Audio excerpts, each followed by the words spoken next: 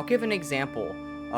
So I want y'all to listen for how my range gradually gets higher, and then I make it smaller again. So I'm using that kind of scaffolding or topographical map of a pyramid or a mountain shape to inform my decision about which notes I'm gonna play,